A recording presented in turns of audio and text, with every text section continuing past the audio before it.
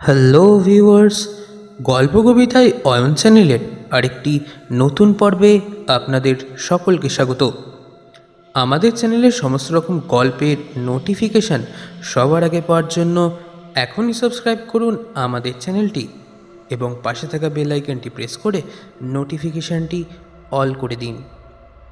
আজকে আপনাদের জন্য ডক্টর শর্মিলা মজুমদারের লেখা গল্প একটি ভয়ঙ্কর রাত্রি। গল্প পাঠে আমি অয়ন। তো আর বেশি কিছু না বলে শুরু করা যাক আজকের গল্প।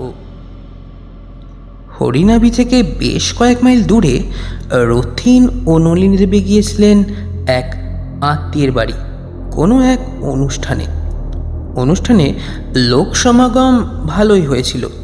আত্মীয় বলতে রথিনের ভাইরা ভাই আদিত্যনাথ তারই মেয়ের বিয়ে উপলক্ষে গিয়েছিলেন।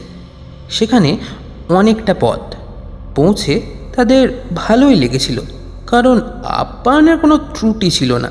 বিভিন্ন রকম শরবত ইত্যাদি তো ছিলই, বিবাহবাসরও সুসজ্জিত।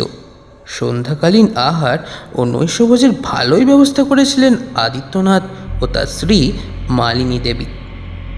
প্রায় 100 লোক উপস্থিত হয়েছিল। অবশ্য তাদের পক্ষে 4-5টি পরিবার রথিনবাবুদের মতোই দূরের যাত্রী ছিল, তাই বিয়েবাড়ি ছাড়াও অন্যত্র থাকার ব্যবস্থাও করেছিলেন আদিত্যবাবু। কোনো কোনো বাড়ি দোতলাও ছিল, আর সেই সব বাড়িতে অন্য পরিবারগুলোর ব্যবস্থাও করা হয়েছিল।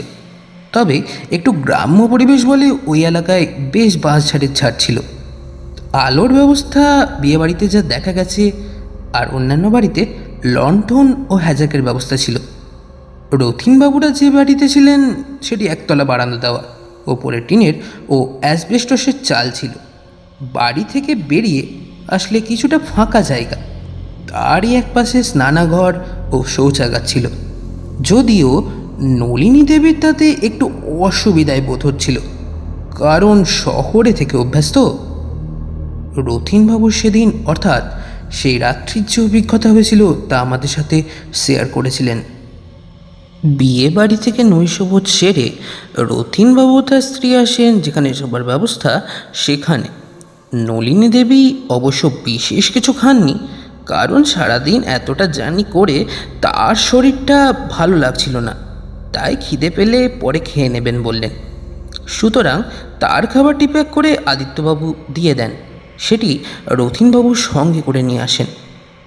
বাড়িটিতে আর কেউ ছিলেন না, 2টি ঘর মাত্র, আর একদিকে সরু গলি মতো, তারই পাশে অসম্পূর্ণ আরও 2টি ঘর ওই বাড়িরই।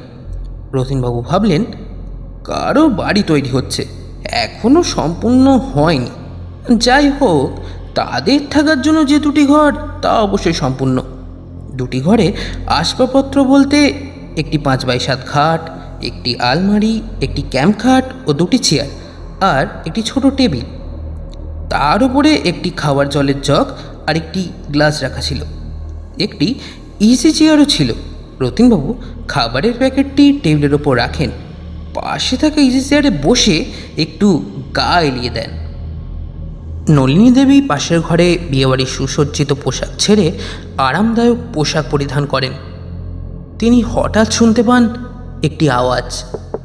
রথিনবাবু তার মনে সাহস জুগিয়ে বলেন, আরে বাঁশ ছাড় আছে তো, হাওয়া দিচ্ছে, তাই ওতে সামান্য আওয়াজ হচ্ছে। নলিনী দেবী তো শহরের মানুষ, তাই তো একবারে চমকে ওঠেন ভয়। রথিনবাবু তাকে আশ্বস্ত করেন ও সাহস যোগান। কিছুক্ষণ পর রথিনবাবু ঘুমোতে যান। যাওয়ার আগে নলিনী দেবীকে বলেন খাবারটা খেয়ে নিতে, কিন্তু নলিনী দেবী অনীহা প্রকাশ করেন, বলেন পরে খাবেন। এরপর ইজি চেয়ারে বসে পড়েন। চোখে তার তন্দ্রা নেমে আসে। তন্দ্রাচ্ছন্ন অবস্থায় কে যেন তাকে নাকে সুরে বলে ওঠে, কিরে, আমায় খেতে দিবি না? আমায় খেতে দে, ভীষণ খিদে পেয়েছে। এ কথা শুনে ওই অবস্থায় নলিনী দেবী তোতলাতে থাকেন। সেই আওয়াজে রথিনবাবুর ঘুম ভেঙে যায়। উনি উঠে দেখেন নলিনী দেবীর কেমন যেন আচ্ছন্ন ভাব আর তোতলাচ্ছেন। তাড়াতাড়ি চোখে মুখে জলের ছিটা দেন। কিছুক্ষণ পর সম্বিত অবস্থায় ফিরে এলেন নলিনী দেবী। কিন্তু কিছুতে ওখানে থাকবেন না বলে বায়না ধরেন। তখন প্রায় রাত 2টো। রথিনবাবু তাকে বোঝান যে তার শরীরটা তো খারাপ, তার উপরে তিনি খাননি, হয়তো তিনি স্বপ্ন দেখেছেন, তাই ওই রকম হয়েছে। যাই হোক, দুজনে মিলে অনেকক্ষণ গল্প করতে থাকলেন। তারা ভাবলেন রাতটা তারা জেগেই কাটিয়ে দেবেন, কিন্তু যতই হোক রাত তো, তন্দ্রা তো আসবেই। এছাড়া নলিনী দেবীর তখন একটু ভালো লাগছিল, খিদেও পেয়েছিল তার, তাই খাবেন বলে ভাবলেন। হঠাৎ রথিনবাবু ও তার স্ত্রী দুজনেই শুনতে পেলেন বারান্দায় কে যেন হাঁটছে। ঘুঙুরের আওয়াজ। অনেকক্ষণ কান পেতে রইলেন। হ্যাঁ, সত্যিই তো, ঝুমঝুম পায়ের মলের শব্দ। সাহস করে দরজা খুলবেন ভাবলেন রথিনবাবু, কিন্তু তাকে নলিনী দেবী বাধা দেন। তারপর খাওয়ার জন্য প্রস্তুতি নিয়েছেন, কারণ খুব খিদে পেয়েছে তার, তাই খাবারটা খাবেন বলে ভাবলেন। তাদের খাটের পাশে একটা জানলা ছিল, বেশ হাওয়াও আসছিল, তাই আরামদায়ক আবহাওয়ায় নলিনী দেবী আগের চেয়ে সুস্থ বোধ করলেন। রথিনবাবু ইজি চেয়ারে বসলেন, আর একটি চেয়ারে নলিনী দেবী বসলেন। তিনি যখন খাবার খেতে যাবেন, এমন সময় হাতে যেই খাবারটি তুলেছেন, অমনি দেখলেন জানলা দিয়ে স্বাভাবিকের তুলনায় একটি বেশ বড় কালো হাত তার দিকে এগিয়ে খাবার চাইছে। রথিনবাবুকে জড়িয়ে ধরে চিৎকার করে উঠলেন নলিনী দেবী। আর তার খাওয়া হলো না। বাকি রাতটুকু জেগেই কাটাবেন বলে ঠিক করলেন, কিন্তু সেই ঝুমঝুম পায়ের মলের শব্দ থামে না। ভয়ে আতঙ্কে তাদের ওই রাতটা কাটে।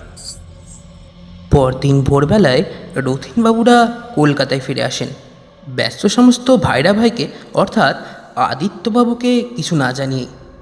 পরে অবশ্য জানতে পারেন যে ওই বাড়ির পূর্ব মালিক ও তার স্ত্রী বাড়ি তৈরি করার সময় 1 মাসের মধ্যে ওই বাড়িতে স্টোভ বাস্ট করে মারা যান।